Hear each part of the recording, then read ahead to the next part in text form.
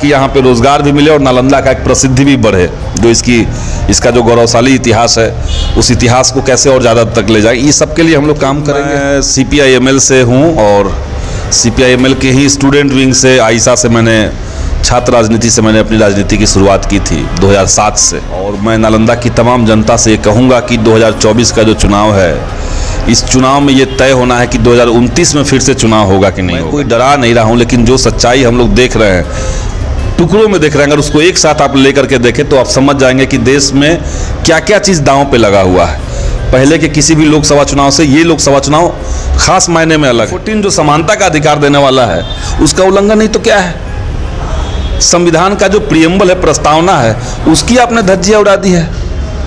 कोई संवैधानिक संस्थान स्वतंत्र तरीके से काम नहीं कर रहा। चौथा खंभा कहते हैं मीडिया को आपने हाईजैक करके रखा हुआ है। आप बताइए कि इस देश के भीतर ED और CBI जो एक संवैधानिक संस्थान है, उसका इस्तेमाल पहले ऐसे हुआ था? नहीं हुआ था। आपने जो नौजवान सेना की बहाली में के लिए जी जान लगा रखे थे, आपने अग्निवीर योजना चाहिए कि उनको 5 साल का और मौका दिया जाए, लेकिन जो हमारे बच्चे 22 साल के हो रहे हैं उनको कह दिया जाए कि रिटायर हो जाइए, घर पे बैठ जाइए, योजना आ गया। तो ये सब मुद्दा कैसे नहीं, मुद्दा है क्या? चिराग पासवान कौन सा मुद्दा लेकर के? उन्होंने तो महंगाई का म शब्द का इस्तेमाल नहीं किया। देश के अंदर 30 लाख सरकारी नौकरियों के पद खाली हैं, चिराग पासवान एक शब्द नहीं बोल सकते। Jhajha digital news. देखिए, नालंदा लोकसभा में आप पहुंच चुका हूं और देखिए लास्ट चरण जो है नालंदा लोकसभा में होना है और इसके जोरों शोर से तैयारी चल रही है। जैसे जैसे करीब आ रहे हैं टाइम, वैसे वैसे आपको बताना चाहता हूं लोकसभा की प्रत्याशी दिलों की धड़कन बढ़ती जा रही है। ऐसे में हमारे साथ में बात करने के लिए डॉक्टर संदीप सर हमारे साथ में जुड़ेंगे। उनसे जानने की प्रयास करेंगे कि आपने एक वर्तमान विधायक रहते हुए भी नालंदा लोकसभा के प्रत्याशी उभर कर आए हैं और क्या मुद्दा रहेगा आपका लोकसभा चुनाव लड़ने को लेकर। क्या विकास की मुद्दों पर लेकर आप जनसंपर्क करेंगे या जाति पात को लेकर जनसंपर्क करेंगे? पहले तो हमारे चैनल पर आपका बहुत बहुत स्वागत है। जी बहुत बहुत शुक्रिया। क्या मुद्दा रहेगी सर आपका? मुद्दा तो देखिए स्थानीय मुद्दे भी हैं। नालंदा एक ऐतिहासिक ज़मीन है और ज्ञान की भूमि रही है। राष्ट्रीय नहीं बल्कि अंतर्राष्ट्रीय स्तर पर इसकी पहचान है जी। तो एक तो है कि राजगीर जो है उसका कनेक्टिविटी देश के अलग अलग मेट्रोपॉलिटन शहरों से हो जाए। नालंदा के किसानों की बड़े पैमाने पर ज़मीनें अधिग्रहित हुई हैं, उनका मुआवजा का मामला लंबित है। नालंदा में डिग्री कॉलेजों की कमी है जी, वो बने ताकि यहाँ के जो स्टूडेंट्स हैं उनको हायर एजुकेशन के लिए आसानी पड़े। और सबसे बड़ा संकट है रोज़गार जी। और देखिए रोज़गार केवल नालंदा का नहीं बल्कि देश भर का रोज़गार है। तो इसलिए इस बार के जो देश भर में जो मुद्दे हैं वो नालंदा में भी रहेंगे। भाजपा का गठबंधन जो है वो खुलेआम कह रहा है कि हम 400 पार आ जाएंगे तो संविधान बदल देंगे। लोकतंत्र की देश के अंदर क्या दशा है ये किसी से छिपा हुआ नहीं है। सारे विपक्ष के नेताओं को ED CBI में फंसा करके जेल में डालना, 2 मुख्यमंत्री को बगैर कोई आरोप साबित हुए जेल में डाल दिया गया है।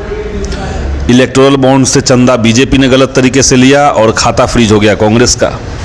तो ये जो देश में एक तानाशाही वाली स्थिति पैदा हो गई है उसको बदलना है। और साथ ही साथ जनता के जो आम मुद्दे हैं, आम सवाल हैं, जैसे महंगाई, बेरोजगारी, किसानों का मुद्दा, तो इनको हम लोग केंद्रित करके इस बार चुनाव लड़ रहे हैं। सर आपने बताया कि सर जो है चिराग पासवान बोल रहे हैं कि प्रत्याशी के पास जो है विरोधी के पास कोई मुद्दा नहीं रहा है, तो वो कि इस आपका संविधान खतरे में हो जाएगा, ऐसा क्या कहना चाहते हैं सर आप? नहीं, आप बताइए कि इस देश के भीतर ED और CBI जो एक संवैधानिक संस्थान है उसका इस्तेमाल पहले ऐसे हुआ था?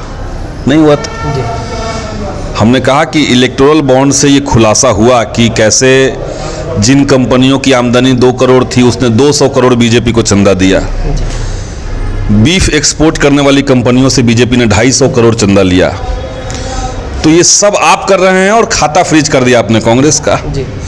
जो लोग कांग्रेस में हैं, जो लोग विपक्ष में हैं, वो लोग के ऊपर ED और CBI लग रहा है। अगले दिन अगर वो लोग BJP ज्वाइन कर ले रहे हैं तो सारे मामले हट जा रहे हैं। तो ये हम नहीं कह रहे हैं, ये तो देश में जनता देख रही है। मुख्यमंत्री के खिलाफ आरोप साबित नहीं है, आरोप आपने लगा दिया, आपकी सरकार है, आपका ED और CBI है, आपने लगा दिया आरोप, आपने जेल में डाल दिया। दिल्ली जो एक लोकप्रिय मुख्यमंत्री वहाँ के हैं, इतने बड़े मार्जिन से जनता ने जितवाया था, उसको अपने जेल में डाल दिया। चंडीगढ़ का मेयर चुनाव में आपने क्या किया, सबने देखा। सूरत में अभी अनअपोज्ड आप कैसे जीते, सब लोग देख रहे हैं। तो देश की लोकतांत्रिक प्रक्रियाओं के ऊपर आपका यकीन नहीं है। आप चाहते हैं कि ज़बरदस्ती देश के अंदर चुनाव को हाईजैक कर लिया जाए। इलेक्टोरल बॉन्ड, चुनाव आयोग की दशा क्या है देखिए। तो चुनाव आयोग में आपने नियम बदल दिया कि अब मुख्यमंत्री, प्रधानमंत्री तय कर देंगे कि कौन चुनाव आयोग होगा।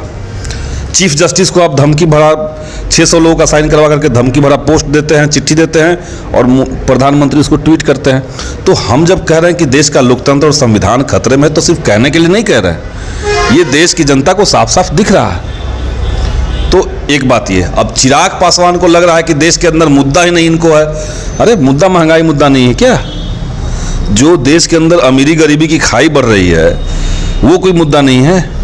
युवाओं को बेरोजगारी का कहर झेलना पड़ रहा है। आज़ाद भारत में बेरोजगारी का दर इतना कभी नहीं रहा, ये कोई मुद्दा कैसे नहीं है? आपने जो नौजवान सेना की बहाली में के लिए जी जान लगा रखे थे, आपने अग्निवीर योजना ला दिया। मोदी जी को 72 साल में चाहिए कि उनको 5 साल का और मौका दिया जाए, लेकिन जो हमारे बच्चे 22 साल के हो रहे हैं उनको कह दिया जाए कि रिटायर हो जाइए, घर पे बैठ जाइए। अग्निवीर योजना आ गया। तो ये सब मुद्दा कैसे नहीं? मुद्दा है क्या? चिराग पासवान कौन सा मुद्दा लेकर के आए? क्या करेंगे वो? उन्होंने तो महंगाई का म शब्द का इस्तेमाल नहीं किया। देश के अंदर 30 लाख सरकारी नौकरियों के पद खाली हैं, चिराग पासवान एक शब्द नहीं बोल सकते हैं उस पर। तो चिराग असल में मोदी जी के हनुमान हैं, वो बार बार कहते ही हैं। मोदी जी ने भले उनकी पार्टी को तोड़ दिया, खंडित कर दिया उनकी पार्टी को, उनका जो दिल्ली में ऑफिस था उसको छीन लिया, यहाँ तक कि रामविलास पासवान जी का जो फोटो था उसको बाहर फेंकवा दिया सड़क पे। इसके बावजूद अगर वो हनुमान बने रहना चाहते हैं तो उनके चॉइस है, लेकिन मुद्दा हम ही लोग उठा रहे हैं। मुद्दा अपोजिशन के पास है, इंडिया गठबंधन के पास है। एनडीए वाले लोगों के पास मुद्दा नहीं है, वो केवल हिंदू मुसलमान में लगे हुए हैं। अब अनाप शनाप बयान दे रहे हैं, मंगलसूत्र छीन लिया जाएगा। कौन कहा मंगलसूत्र छीन लिया जाएगा? कांग्रेस के कौन से घोषणा पत्र में ये बात लिखी हुई है? लेकिन देश के प्रधानमंत्री है, लाज शर्म कुछ बचा नहीं है, देश की जनता के प्रति कोई जवाबदेही नहीं है। आज तक कोई ऐसा हुआ है कि कोई प्रेस कॉन्फ्रेंस देश के प्रधानमंत्री ने किया हो? कोई प्रधानमंत्री आज तक ऐसा हुआ था कि बिना प्रेस कॉन्फ्रेंस का 10 साल निकाल दिया? मोदी जी ने आज तक नहीं प्रेस कॉन्फ्रेंस किया। मन की बात करते हैं, मन की बात करते हैं, जनता की बात नहीं करते हैं। युवाओं के मन की बात कोई नहीं सुन रहा है। तो युवा तो हतप्रभ है भाई कि हम लोग रेलवे की तैयारी करते थे, रेलवे में नौकरी साल में 1 लाख मिलती थी। आज के डेट में वही रेलवे बेच दिया गया, प्राइवेटाइज कर दिया गया, सब ठेका पट्टा पर दे दिया गया है, बहाली बंद है। 5 साल बाद बहाली रेलवे में आई है, 5 लाख बहाली होना चाहिए था कायदे से, निकला 5600 बहाली। तो ये सब मुद्दा कैसे नहीं है? देश के अंदर 22 लोग ऐसे हैं अमीर लोग, 22 अमीरों के पास इतनी संपत्ति हो गई है जितना देश के निचले तबके के 70 करोड़ आबादी के पास संपत्ति है। तो 70 करोड़ आबादी की संपत्ति आपने 22 लोगों को दे दिया। ये कैसी आर्थिक नीति आपकी थी? और आप कह रहे हैं मुद्दा नहीं है। ये मुद्दा कैसे नहीं है? सर संविधान को बोल रहे कि खतरे में नहीं है सर, वो मुद्दा ही बहकावे की ओर लेके जा रहे हैं सर। संविधान भी खतरे में है जी। अगर देश के संविधान कहता है कि देश का जो ढांचा होगा वो धर्मनिरपेक्ष होगा जी। आपने सीए कानून जबरदस्ती जनता पर आप थोपना चाह रहे हैं। सीए कानून जो है वो नागरिकता को परिभाषित कर रही है धर्म के आधार पर। संविधान का आर्टिकल 14 कहता है कि न केवल भारतीयों के लिए बल्कि धरती पर किसी भी इंसान के लिए भारत जो है वो जाति के आधार पर, धर्म के आधार पर, नस्ल के आधार पर या लिंग के आधार पर भेदभाव नहीं करेगा। केवल भारतीयों के लिए नहीं बल्कि दुनिया में किसी भी व्यक्ति के साथ नहीं करेगा। और आप सीए कानून ला रहे हैं, आप कह रहे हैं कि मुसलमानों को नागरिकता नहीं देंगे, बाकी लोगों को दे देंगे। तो ये संविधान का उल्लंघन नहीं तो क्या है? आर्टिकल 14 जो समानता का अधिकार देने वाला है उसका उल्लंघन नहीं तो क्या है? संविधान का जो प्रियम्बल है, प्रस्तावना है, उसकी आपने धज्जियां उड़ा दी है। कोई संवैधानिक संस्थान स्वतंत्र तरीके से काम नहीं कर रहा है। लोकतंत्र का चौथा खंभा कहता है मीडिया को आपने हाईजैक करके रखा हुआ है। तो देश के अंदर लोकतंत्र खतरे में और किसको कहते हैं? एक प्रधानमंत्री है, उसके अलावा नीचे के किसी भी मंत्री के पास कोई पावर नहीं है। रेलवे में कोई चीज़ हुआ तो उद्घाटन रेल मंत्री नहीं करेंगे, प्रधानमंत्री जाएंगे। विदेश का कुछ चीज़ होगा तो विदेश मंत्री नहीं जाएंगे, प्रधानमंत्री जाएंगे। तो एक आदमी को आप देश के अंदर राजा बना रहे हैं, ये राजतंत्र आप स्थापित करना चाह रहे हैं। और ये सब जनता को दिख रहा है। जनता इसलिए गोलबंद है। आप पूरे पहला चरण दूसरा चरण का मतदान देखिएगा, एक तेज अंडर करंट है बिहार के अंदर, मोदी हराव का, भाजपा हराव का, और इंडिया गठबंधन इस बार बड़े मार्जिन से सभी जगह पे चुनाव जीतने जा रहा है। सर यहाँ के निवर्तमान सांसद सर 3 बार लगातार सांसद रह चुके हैं सर, उनका कार्यकाल आपको कैसा देखने को मिल रहा है? और सर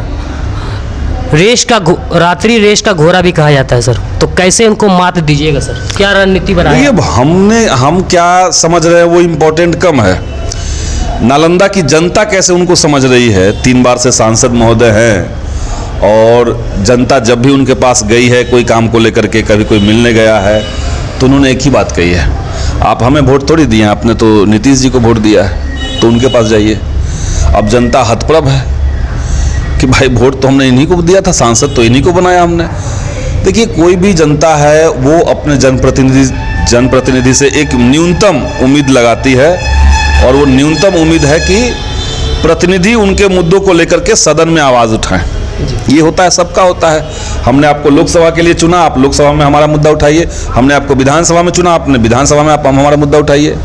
तो हमें ये बताइए कि नालंदा की जनता का, चाहे जनता के किसी तबके की बात आप कर ले, किसान हैं जिनके फसल कई बार चौपट हुए हैं, बिना मौसम का बरसात हुआ है, ओलावृष्टि हुई है, सुखाड़ है वो हुआ है, तो उनका जो फसल का नुकसान हुआ उसके बारे में आपने कुछ आवाज़ उठाया? कभी नहीं उठाया। जो युवा हैं उनके रोज़गार छीने गए हैं, रोज़गार की कोई संभावनाएं नहीं बची हुई है, कभी आपने कोई बात नहीं उठाई। शिक्षा का सवाल है, अभी नीतीश जी कह रहे हैं कि हमने कास्ट सर्वे करवाया। अच्छी बात है, कास्ट सर्वे किया, महागठबंधन की सरकार थी उस दौरान, लेकिन कास्ट सर्वे में जो सच्चाई सामने आई है उस सच्चाई को आप क्या करेंगे? केवल 6% लोग बिहार के अंदर ऐसे हैं जिनको ग्रेजुएशन की डिग्री जिनको हासिल है, मात्र 6% लोग ग्रेजुएट हैं। कौन इसका जवाबदेही लेगा? आपने डिग्री कॉलेज आप खोल ही नहीं रहे हैं। आपको लगता है कि ITI और पॉलिटेक्निक खोल देंगे उसी से उच्च शिक्षा संभल जाएगा, तो उच्च शिक्षा को आपने पॉलिटेक्निक और डिग्री कॉलेज ITI कॉलेज तक सीमित कर दिया है। एक भी डिग्री कॉलेज नीतीश कुमार के शासनकाल में नहीं खुला है, आप उठा करके देख लीजिए। तो आप देश बिहार चला रहे हैं, आप कह रहे हैं कि हम शिक्षा में बेहतर करना चाहते हैं, और आप डिग्री कॉलेज रोक के रखे हुए हैं। तो इस सवाल को जनप्रतिनिधि जो यहाँ के स्थानीय हैं उन्होंने कब उठाया? युवा जो है वो सड़क पर लाठियां खा रहे, कब आपने उनके साथ आप खड़े हो पाए? नहीं खड़े हो पाए। तो जनता के सवालों पर चुप्पी साध लेना, जनता जिन सवालों को लेकर के हर दिन संघर्ष कर रही है, जी रही है, मर रही है, उन तमाम सवालों से आंखें फेर लेना, ये किसी जनप्रतिनिधि का अगर काम हो जाएगा तो क्या जनता उनको बदलना नहीं चाहेगी? बदलना चाहेगी।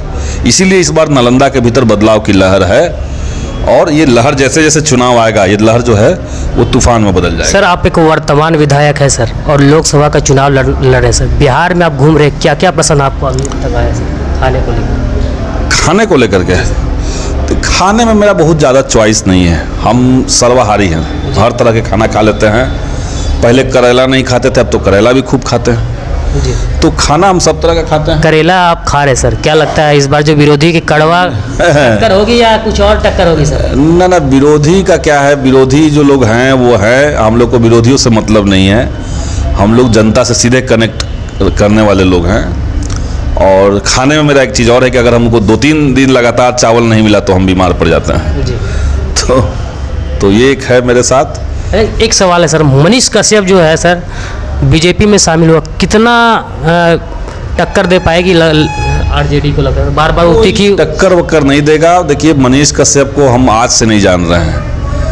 वो पत्रकारिता के नाम पे उन्माद फैलाने वाला आदमी रहा है, और उसकी विचारधारा जो रही है हमेशा से ही वो घोर संघी नफरत से भरा हुआ, उन्माद से भरा हुआ, चीज़ों को उन्माद की तरह पेश करना। और कुछ लोगों को अच्छा लगता है उस तरह की चीज़ें, तो लोग उसके फोल्ड में गए। लोगों को लगेगा ये बिहार बदल देगा, लोगों को लग रहा था, नौजवानों को लग रहा था कि बिहार बदल देगा, और वो बिहार क्या बदलेगा, खुद ही बदल गया। जब भाजपा में ही तुम्हें जाना था तो इतना तामझाम करने की ज़रूरत नहीं थी। तो भाजपा ही मनीष कश्यप की अंतिम जो है शरण स्थली है, ये तो हम लोग जानते थे। एक मनीष कश्यप का सर एक बयान आ रहा है सर कि नौवीं फेल, अगर आप नौवीं ज़्यादा पढ़ते हैं तो आपको आगे बढ़ने नहीं दिया जाएगा। मनीष कश्यप का एक, अब मनीष कश्यप का क्या बयान है, उस बयान का क्या सर पैर है, कोई मतलब इसका नहीं है। 9वीं फेल वो जिसको कह रहे हैं, जी। उनसे बैठ करके आप बातचीत कर लेंगे क्या? अब हमने मान लिया पीएचडी किया है, तो हम थोड़ी कह सकते हैं कि जो पीएचडी नहीं किया सबसे ज़्यादा ज्ञान हम ही के पास है। ज्ञान केवल क्लासरूम से नहीं आता है, डिग्री से नहीं आता है। तो ये सब अहंकार है, ये सब दंभ है, और मनीष कश्यप के अंदर तो है, जातिगत दंभ भी उनके अंदर खूब भरा हुआ है। सर अगर आप सांसद बनते हैं सर नालंदा लोकसभा का सर, तो अभी भी युवा जो है सर प्लान अदर स्टेट करते हैं सर, तो आप सांसद बनते हैं तो 5 काम क्या करेंगे सर? देखिए, एक तो हम लोग करेंगे कि ये प्रयास हो हमारा कि नालंदा के अंदर कल कारखाने खुले, नौजवानों को यहाँ रोज़गार मिले, एक तो ये प्रयास होगा। दूसरा जो हम करेंगे कि शिक्षा व्यवस्था को कैसे और दुरुस्त किया जाए, और ख़ास करके लाइब्रेरी का कल्चर गांव देहात में, पंचायतों में, जैसे विधायक रहते हुए हमने जो काम किया है, बिहार में जितने पंचायत सरकार भवन है, हमने मांग उठाई थी कि उन पंचायत सरकार भवनों में 2-2 कमरे सरकार जो है वो लाइब्रेरी के लिए आवंटित करे, और ये पास भी हुआ था, लेकिन पता नहीं कहाँ फंसा हुआ है। ये एक तरह से सरकार की इस पर सहमति हो गई थी, तो सारे पंचायत में जो पंचायत सरकार भवन है उसमें 2 कमरे लाइब्रेरी के लिए हम लोगों ने तय करवाया था। उस प्रोसेस को हम लोग तेज करेंगे, उसको आगे बढ़ाएंगे, और हर ब्लॉक में एक लाइब्रेरी बने, तो एक लाइब्रेरी कल्चर डेवलप करने का एक तो ये प्रयास होगा। इसके अलावा नालंदा के और भी सवाल हैं, जैसे नालंदा की जो ऐतिहासिकता है, यहाँ जो पुराने धरोहर वाली जगहें हैं, उनको कैसे और ज़्यादा अंतर्राष्ट्रीय फलक पे लाया जाए, ताकि विश्व से अलग अलग देशों से पर्यटक यहाँ पे आ पाए, उनको आकर्षित किया जाए, ताकि यहाँ पे रोज़गार भी मिले और नालंदा का एक प्रसिद्धि भी बढ़े। जो इसका जो गौरवशाली इतिहास है, उस इतिहास को कैसे और ज़्यादा तक ले जाए, ये सब के लिए हम लोग काम करेंगे।